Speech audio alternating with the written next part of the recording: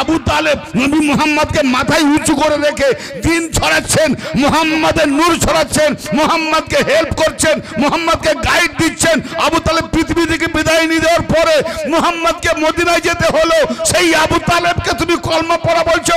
আরে তারা ইব্রাহিম আওলাদ, তারা কলমা পড়তে হয় না, তারা আল্লাহর হুজ্জত হয়ে এসেছে, তাদেরকে আল্লাহ কলমা পড়িয়েছে, তুমি মোল্লা কি পড়াবে রে?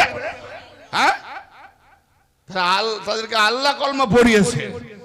হ্যাঁ, যে মুহাম্মদকে আবু তালেবের কাছে ঝুঁকতে বলছে, তাহলে আবু তালেবকে কি আল্লাহ কাফের কাছে ঝুঁকতে বলছে? আফসোস।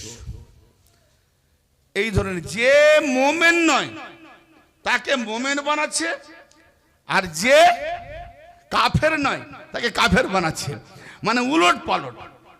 এখানে আবু তালেবের বেলায় বলতে গেলে কাফের বলবে, আর হালিমার বেলায় বলতে গেলে দুধমা বলবে, মানে উলট পালট।